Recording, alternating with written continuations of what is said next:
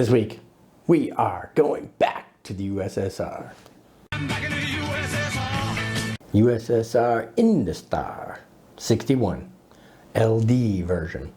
And there's an LM version, and I'll talk about that a little later, but the LD version is the one that I have here. So, is it special? Well, isn't that special? Is it not? Is it super expensive? Or is it dirt cheap? Cheap bastard. Let's find out together. So, come on down and let's get it on. Here I am, Vietnam. Rain is always coming down.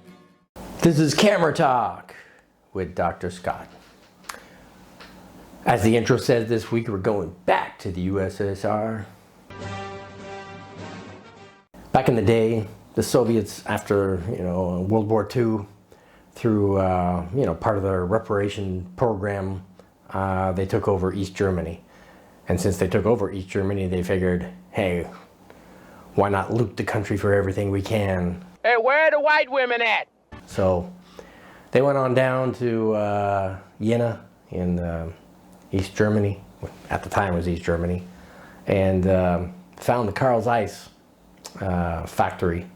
And gutted it for whatever they could. Took all the machinery, took all the tooling, and all the specs and plans and optical formulas and the technicians and anything else they could find that wasn't nailed down. Even if it was nailed down, they ripped it up anyway and took it on back to the motherland. Holy crap! And from there they opened up a factory in what is today known as the Ukraine. They started building rangefinder cameras, which were copies of Leica cameras, and they obviously needed lenses to go with them, so they started copying again lenses from Carl Zeiss and from Leica themselves, but in this particular case, they created the Fed, and the Fed 3 was their model number, and with that came the Industar 61, and that's what we're going to talk about today. The Industar 61 is actually a Carl Zeiss or a copy of Carl Zeiss Tessar design. And doesn't quite match up, obviously, to a Tessar lens, but through the design and whatnot, we still get some usable glass in this situation. And the Industar 61 itself was again produced in the Ukraine from 1961 through 1980, and as I said, it was produced by Fed. This is the name of the manufacturer who produced cameras and lenses, and Fed is actually the initials named after the founder of the Soviet secret police. I bet they were a rosy bunch to get to know. Anyway, Fed is, again, the initials of the gentleman named Felix Edmundovich Dzerzhinsky. I think you say it. It's probably better if you say it with a deep voice. Felix Edmundovich Dzerzhinsky. Sounds more Russian that way, yeah? But anyway, I'm sure he was a charming gentleman. Anybody who's found a secret police which does secret things, and you can only imagine what those secret things may be. Ancient Chinese secret. I'm sure there's enough books and movies and everything out there about that.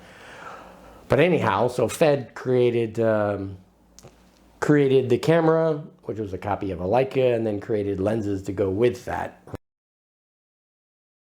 And the Industar, of course, as I just said, is a copy of the Carl Zeiss Tessar. And again, it follows the same sorts of optical formula and everything. It's 4 elements in 3 groups. Its close focus distance is 1 meter. It's got 10 aperture blades, so that sounds pretty cool, right? Anybody who's a bokeh lover, for the quality of the out of focus background, you get some nice soap opera.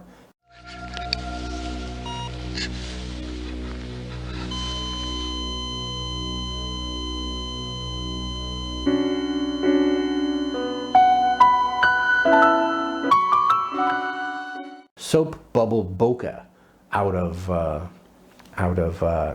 lenses with higher number of aperture blades. It's fairly light. It's 128 grams. I mean, it's all aluminum. It's all metal. It's one of the things with the older lenses. They used metal in their construction, as opposed to today's lenses, which are almost 100% plastic. Even the lens mount sometimes is plastic. So that it's got going for it. Now, as I said, there was 2 versions of it. There was 2 versions of the one I have. Let me back up for a second. This is a 52 millimeter f2.8, and depending on the year of manufacturing, they designed different focal lengths. We went from a 50 to a 52 to a 53 to a 55. The thing that made the 55 kind of famous in its own right is they added thorium into the glass, which made it radioactive. So yeah, 4 different focal lengths at the same aperture, 2.8, but they all share the same name though, Industar 61. So you kind of have to read the nameplate on the front to really identify the focal length in that regard. So as I said, it was produced for a long time, 29 years in the Ukraine, and it's not famous for its sharpness, that's for sure. It suffers from slight vignetting, chromatic aberrations of purple fringing and whatnot. So it's and it's low contrast, which there's a lot of lenses that are low contrast. That's not a bad thing, really. That's a benefit for black and white photography, having low contrast. So anyway, that is pretty much kind of the lowdown of what that was. But anyway, the LD versus the LM. As I said, the LD, the L stands for lanthanum, which is a rare earth element. Again, it's a nice element to add into the glass to get high refraction rate. So it's good in that regards. So the lanthanum the L stands for lanthanum in both LD and LM, but the D is for the mount as well as the M. So the D is 39, L39, or LTM, Leica thread mount, because that was the size that Leica was using at the time. And the M, the LM version, the M stood for M42. So, just when you're buying one of these things, just be aware that pay attention to the mount designation, the LD or the LM, to know whether it's L39 or M42 when you're buying these. You can get adapters for both. So it really doesn't matter that much. And as far as purchasing goes, these are, again, millions of these suckers were made, shaped to fit the curvatures of various types of lenses. Now long hours of grinding by these tireless machines, fascinating to watch. So on eBay you can pick one up for 20 bucks or less. And of course, just like every other Soviet-made lens, the quality control wasn't at its best. So for 20 bucks or less, you could probably buy a handful of these things and kind of test them out to see which one might be your best one. And if all of them suck, They suck. They just suck. maybe you could take them apart. These are, old vintage lenses are fairly easy to take apart. Maybe you can mix and match to come up with the best version of the few that you get anyway. So there's a lot of options out there, obviously, for these kinds of things. So as always, I'm going to take a shot of my Canon M50, which is filming this, recording this video today, and I have the EFM 15 to 45 kit lens on there, and I'm going to focus in on the nameplate on the end of the lens, and that's my focus point. And you can see I'm going to start off at 2.8, give you a shot of that, and then the peak. So I was going to say, I don't know if I mentioned this or not, but the peak performance of this baby is f8. So I'll get one at f8 too, just to give you again a shot of either or, so you get to see what that looks like. So let me do that now. Let me focus in as tight as I can, which looks right about there. All right, ready? 1, 2, 3. All right, so that was at f2.8. And again, it's not known for its razor sharpness, but it's not bad. I mean, it's not a Tessar. It's not the eagle's eye Tessar. But, you know, again, for,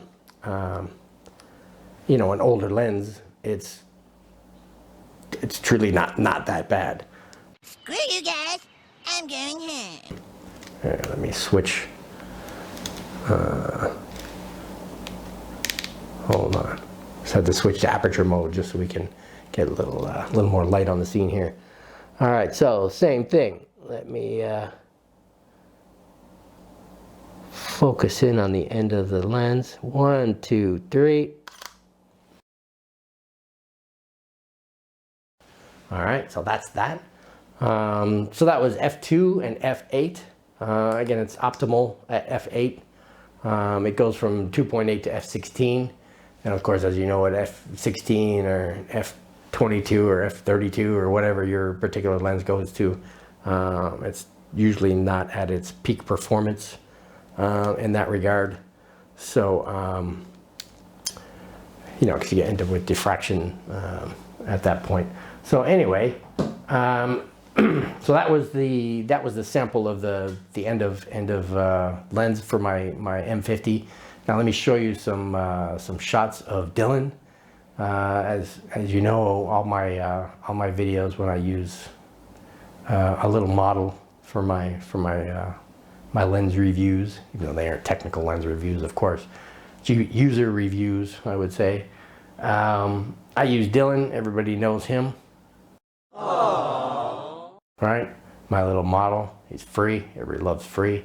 And so here he is with the Industar 61.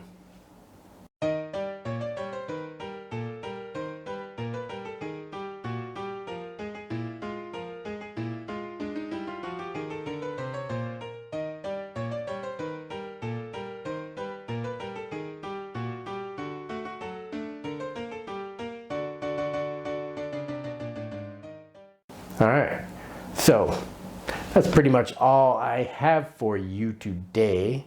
You know, recommendations.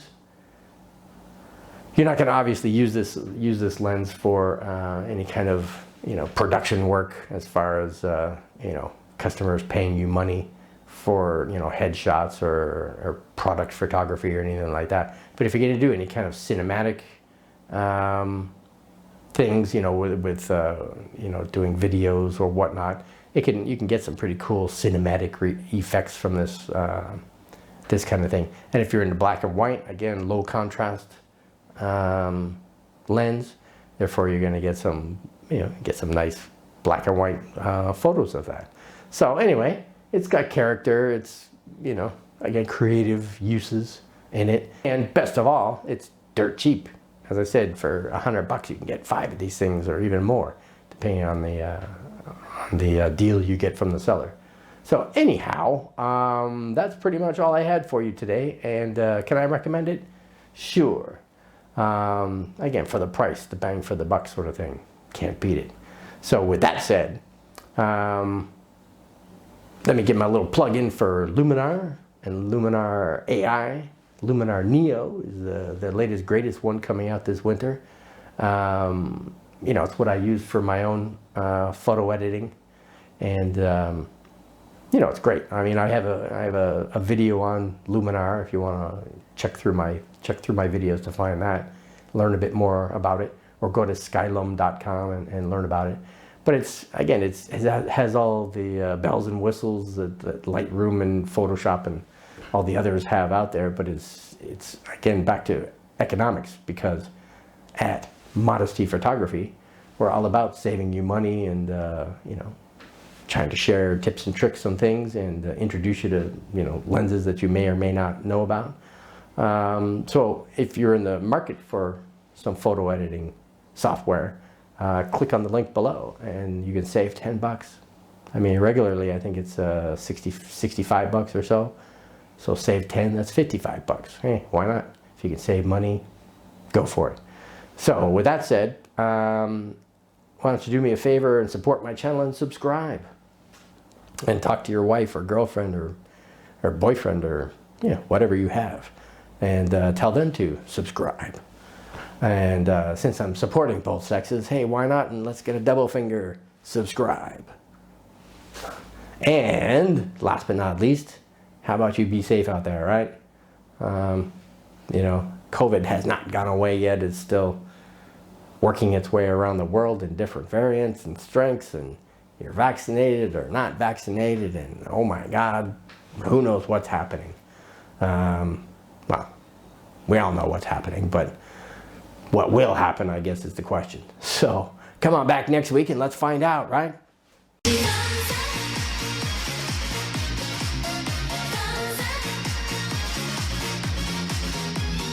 So this was Camera Talk with Dr. Scott.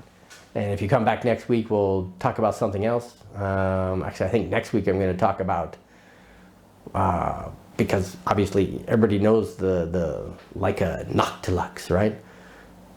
$12,500 US lens. Do I have that much money? No.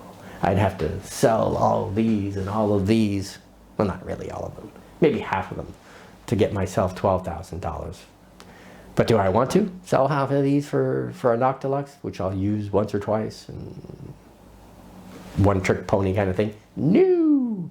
No, no, no, no, no. So we're going to look at the TT Artisan 50 millimeter 0.95, their own version of the Noctilux, and see if it's a comparable thing. Now, obviously, I can't do a head-to-head comparison because I don't have the Noctilux to do so, but we can take some pictures and compare them to some other photos that are on the internet using the Noctilux and see, can you really tell the difference? I don't know, for $755 US versus $12,500. So come on back next week and we'll look at that together. All right, so thanks for dropping by. Stay safe out there and have a great week. All right, bye-bye. Here I am, Vietnam.